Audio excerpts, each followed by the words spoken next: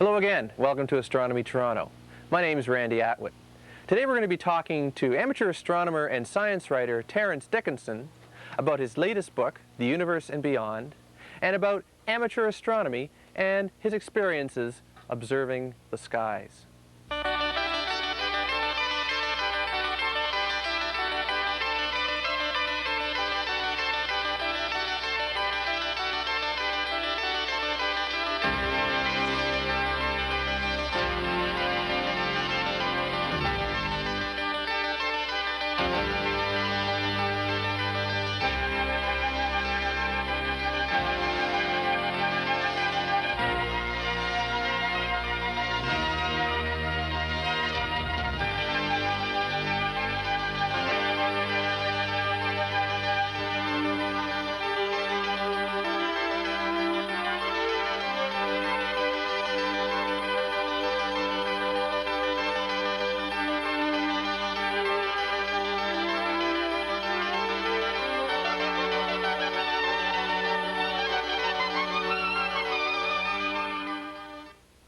Hello again. Welcome to Astronomy Toronto.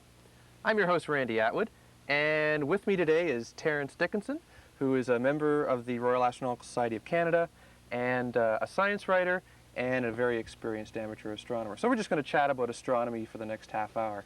Hi, Terry. How are you doing? Hi, Randy. Just great. You've been an amateur astronomer for a long time. Don't say too long time, but how popular is amateur astronomy today? A lot more popular than it used to be. I would say there's hundreds of thousands, maybe 500,000 amateur astronomers in Canada, people who would classify themselves as being intrigued by the cosmos.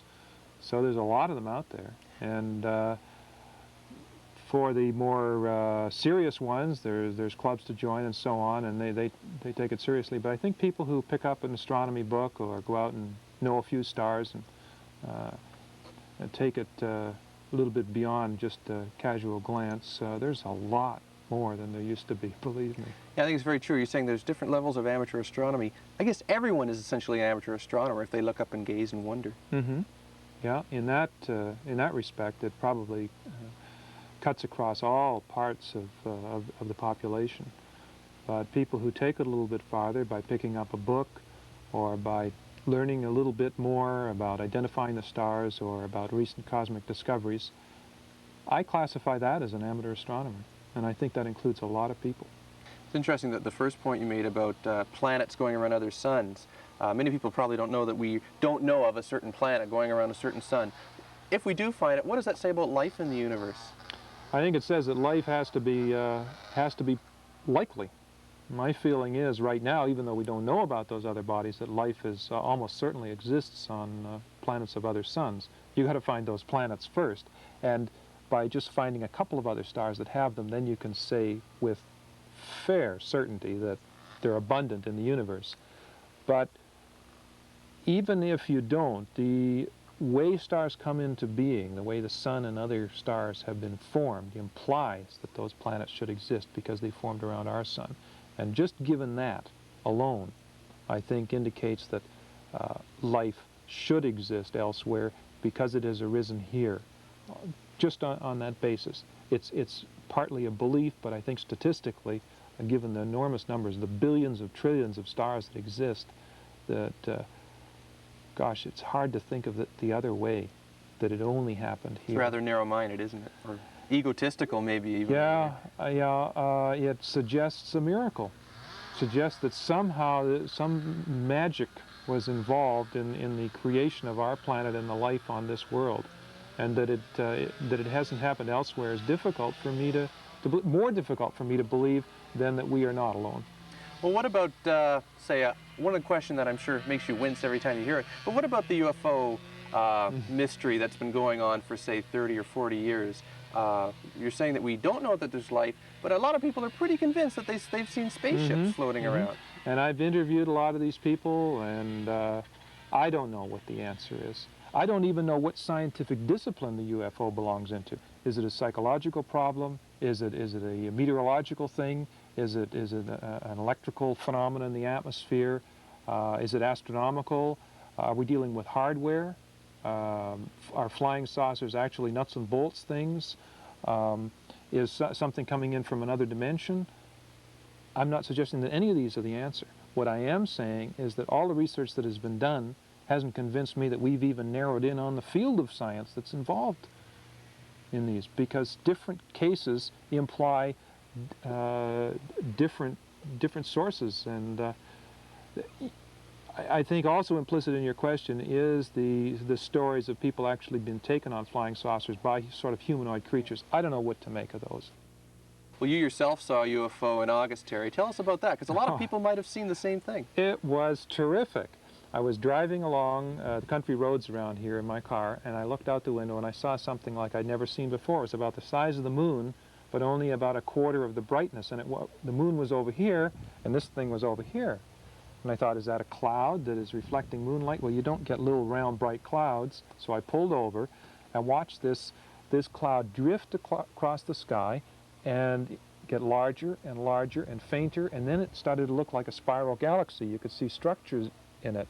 And it was turning and then gradually faded away after it went across about a quarter of the sky, unlike anything that I had ever seen before. And it took me about 2 days to track down what the heck this was, and I was starting to get calls from other people. What did we see? What did we see? So lots of people saw it.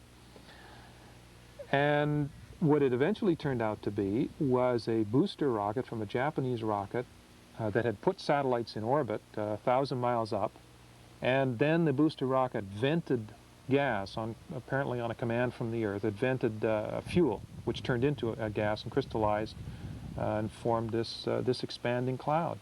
And the structure in it was from the fact that the booster was tumbling. Mm. So it was, an experienced amateur astronomer who's out at night observing can even be fooled by some of these things. I wasn't thinking that it was an extraterrestrial spacecraft, but I sure didn't know what the heck it was. And it does take time to investigate these, and I think a lot of UFO cases are simply the result of not enough data to make a proper investigation, or a proper investigation wasn't made. I'm not saying all of them are in that category, but certainly a large percentage of them are. Let's talk a little bit about amateur astronomers. We have some people who just like to take their telescope out like you. What about the more serious ones? Are they contributing to astronomy? I think it's fascinating that amateurs can really contribute. What are they doing to help professionals? We've got examples right here in Ontario. Rolf Meyer in Ottawa has discovered 4 comets. He's the leading comet discoverer in North America. And he uses a telescope, a Royal Astronomical Society of Canada telescope that is owned by the Ottawa Centre, 16-inch telescope. And he's scanned the skies for hundreds of hours, looking at, and he's seen thousands of galaxies and star clusters that masquerade as comets, but he's perfected a technique of, just from experience, knowing what a comet looks like, and basically just by viewing and perseverance and experience, he can detect these objects that have never been seen by anybody before. He was the first one in the world to see these 4 comets. And then as they came in closer to the Earth, they were examined in more detail. And because of Rolf's work and other comet discoverers, they are able to catch these objects at a great distance from the sun and allow them to be followed by professional observatories and by other amateurs. And it is a discovery, it is a contribution. Other amateurs, another one that comes to mind is Warren Morrison, who lives in the Peterborough area. And he has detected a nova star that suddenly flares up in brightness. These are not well understood. We think that they're pairs of stars where one is transferring matter to the other, and then it explosively is released when it overburdens the companion star. And he's watched these, and watched for them, and discovered one. And he also discovered another star that was previously known to have this type of behavior, and he caught it with a telescope, a 60-millimeter refractor telescope, which is considered minimum equipment, but when you've got an experienced observer with perseverance, with something as small as that, he was able to see the brightness surge in a star of this nova type. These are definite contributions. I should mention that in connection with Warren's observation of this particular star, RS Ophiuchi, a satellite that was in orbit around the Earth that was doing something else but was well equipped to observe this object was actually commanded to move to this. So this is a $100 million satellite that, because of an amateur astronomer with a 60-millimeter telescope in Peterborough, was commanded to change and look at this particular star because he saw it before anybody else. Terry, when you do your observing, I know you like to look at the planets and like to draw them because I've seen some of your beautiful sketches. What do you look at when you're looking at Mars or Jupiter? What are you looking for from night to night? There's dark and light features on Mars, for example, and let's just take this picture from the book Night Watch. And the dark areas of Mars and the light areas, the desert areas, and the polar regions, being lighter still, are visible in a small telescope. And as the planet turns, it turns in about 24 hours, similar to the Earth. Mm-hmm. So that from one night to the next you see approximately the same thing, and it's only over a period of weeks that the planet appears to turn because we're almost in synchronous between the two. And you can follow these dark areas and see the polar caps change over weeks or months. The south polar cap has gotten much smaller over the period of time that Mars has been visible this year. And one thing that actually changed on the planet as I watched was the region called Hellas, south of the major dark area, Syrtis Major, which became much brighter just after Mars passed closest to the Earth. And this was because a dust storm. Oh, you could actually watch the weather on Mars. You can see that certain areas change in their hue. That area became brighter. Mm-hmm. It's a well-known area where dust storms start. And the dark areas on Mars became subdued because dust was blanketing the whole planet, and the darker areas became less intense. It's not often in astronomy where you can see changes taking place from one night to the next. And in the case of the weather on Mars, that is the case. And another example is the planet Jupiter.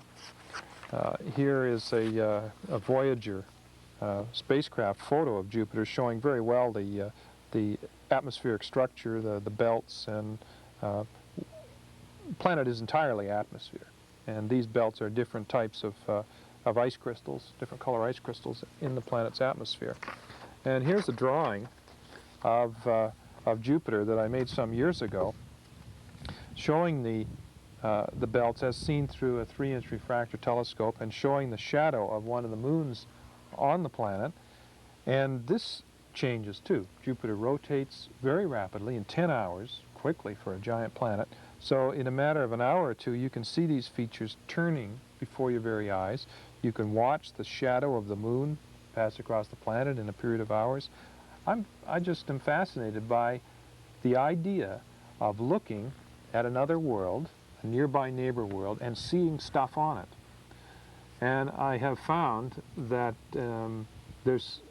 and I like to compare telescopes too to see which kind produce the best images. And I've found that the refractor telescope, which has sort of been in disuse over the last few years, is definitely the best for this. And my feeling is that among amateur astronomers that viewing the planets is not a popular item on their repertoire or agenda because refractor telescopes are generally not used by amateur astronomers. They go for the smaller, more compact mirror telescopes. There's a good reason for that. The refractors are long, cumbersome telescopes in decent sizes, and the compound telescopes are short and compact, and the reflector telescopes also are smaller. So for people who have to carry their telescopes somewhere to view, especially a distance in the car, a big refractor doesn't make sense. So I think that it also is an element in the change in amateur astronomy. Refractors were very popular in the 50s, for example, where when I lived in Toronto, from my backyard, I could see the Milky Way in the late 1950s, which you take any backyard in Toronto now, and not only can you not see the Milky Way, you're lucky if you see anything but the very brightest stars. It's been a dramatic change, and that change has been felt in both what you can see from different places, and the instrumentation has changed to compensate for people having to take their telescopes out to dark sites. Light pollution is a major problem not only for amateurs but for professional astronomers now. Major observatories in the United States have shut down because of light pollution. Yeah, there have been cases like that, and I think if the David Dunlap Observatory, part of the University of Toronto Observatory in Richmond Hill, were not a training observatory where many top flight astronomers have been trained. Certainly for research purposes alone, it would be hard to justify having a big observatory in Richmond Hill, where I actually used the big 74-inch reflector, was given permission to use it to search for Halley's Comet in August of 1985, when it was very faint and very far away.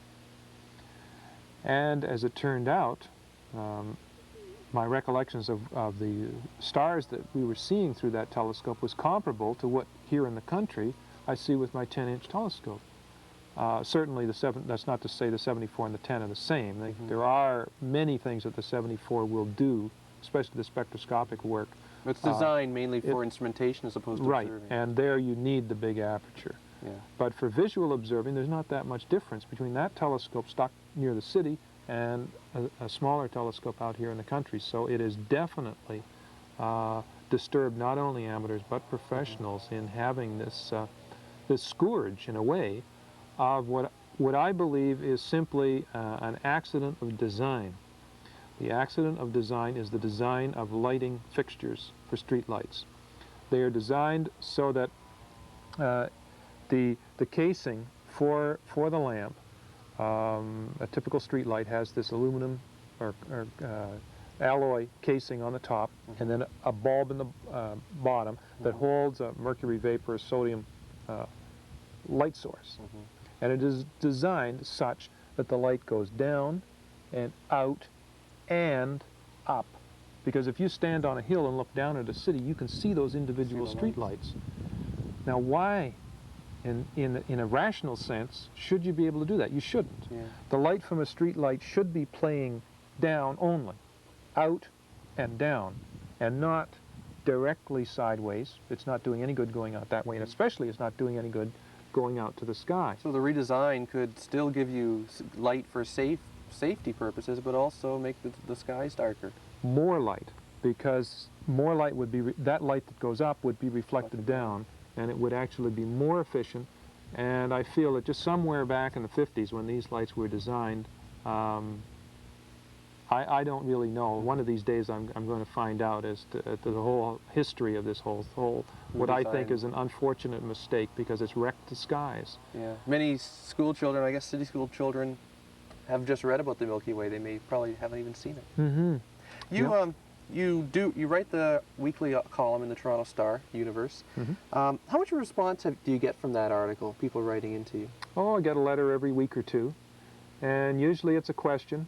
A lot of questions about telescopes. What do I buy? Or I've already got this telescope and I can't see this, that, or the other with it. And I try in the column to describe telescopes in enough detail. I mean, I don't want to get esoteric about it, but I try to give guidelines for people, both in money and in types that it would be good for their purposes. And also just general questions about new discoveries, and but it mainly is the previous thing. So do you think it's the lay people that are responding, or the people that already have an interest in astronomy? I think it's people who have an interest, but not the really serious people who already know a lot of the things that I'm talking about. There's sort of a middle ground. I call it the typical amateur astronomer. That's who I'm aiming at. Someone who's interested, but may not devote huge amounts of leisure time to the hobby, but is definitely interested. And apparently it hits them, because those are the people I get the letters from. You yourself, you also do some teaching as well as writing. As a teacher of astronomy, what are your feelings about astronomy in public schools, or the lack of therein? Boy, well, it's hard to teach astronomy in school. Teaching in the daytime. You teach in the daytime, all you can do is look at the sun, and that's dangerous. Yeah. So I think from that standpoint, it's been pushed back, and traditionally it just hasn't been a subject that has been taught.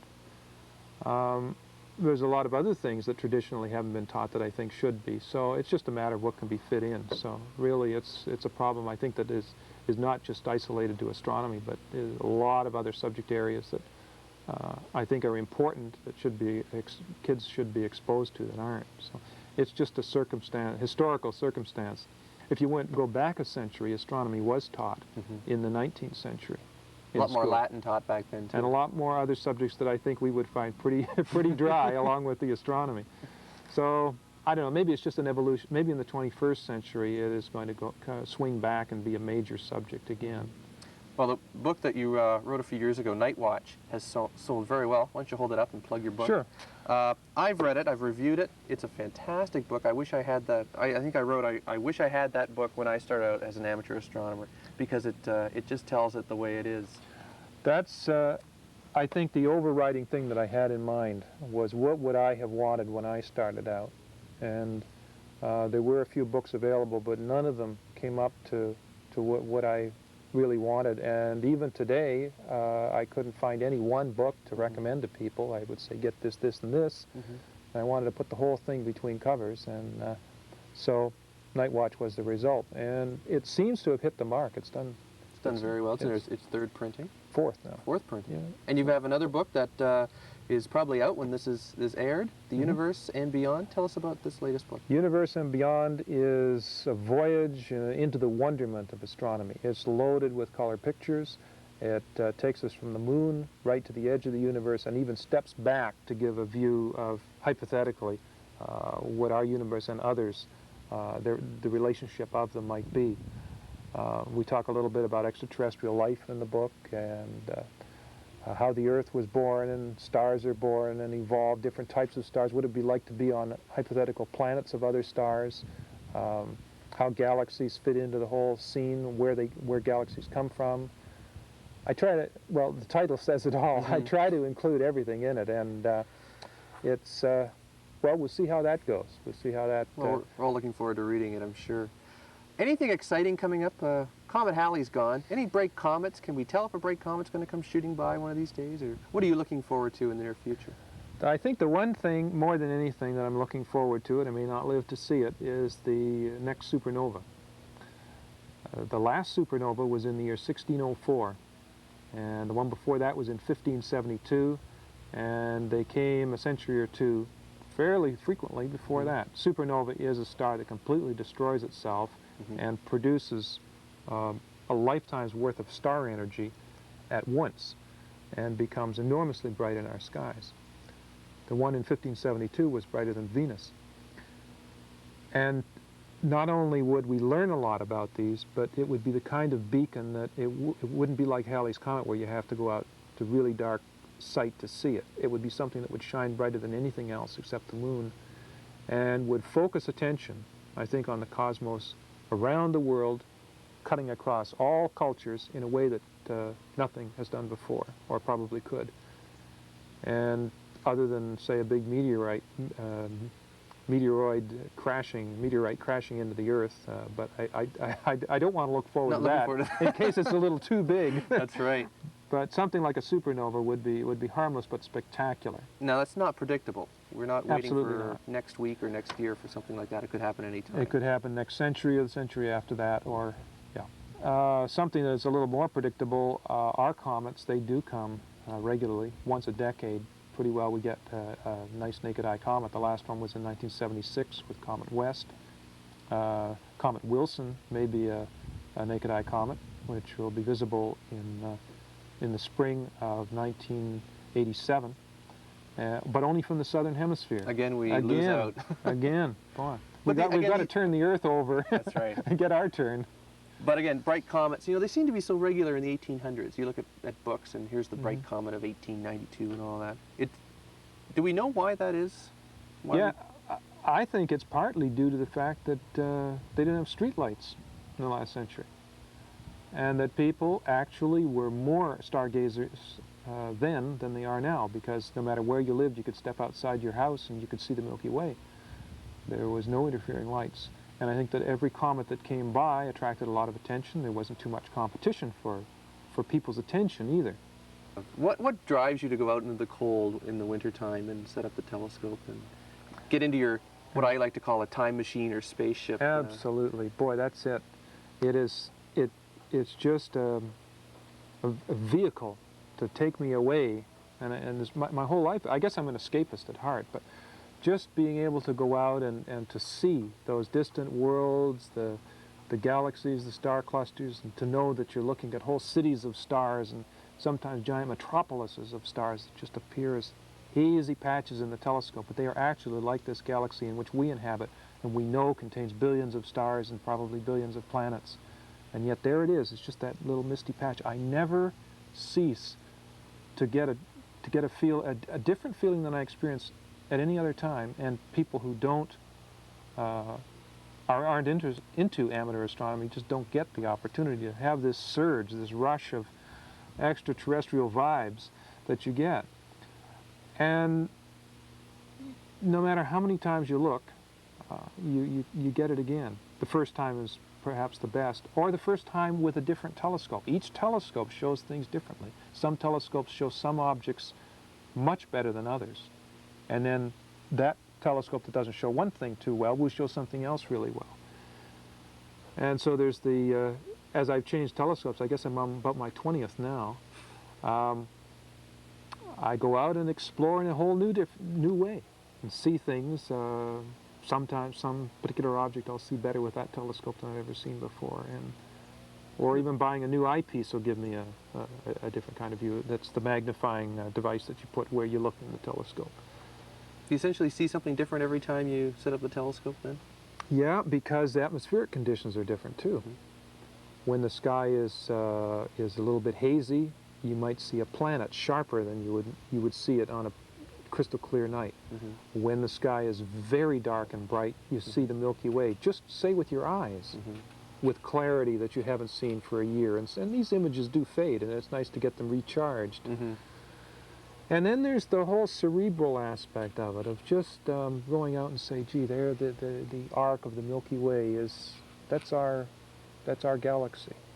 And there's that spiral arm. The next spiral arm is the one I see there, is that wall of stars. And then there's another one behind that and another one behind that. And after that is a void out to that galaxy over there, the Andromeda galaxy. And you may think that a couple of times you've done it, but you haven't. There's always just a new mental way of looking at or thinking about these things, or getting it even clearer in your mind, or being able to find a celestial object without having to refer to a star chart. Just getting to know the sky, and then it becomes your sky. You can go out and see things that you know, they're friends, you know where it is. You look at it, what does it look like tonight? Is the atmosphere clear enough that I can see this little extension of this galaxy? Well, maybe it's esoteric, but I love it, and I've been hooked on it, and I know a lot of other people are too. We hope you enjoyed our interview with Terry today, an in-depth look at amateur astronomy in the 1980s. And we look forward to having you join us again on the next Astronomy Toronto.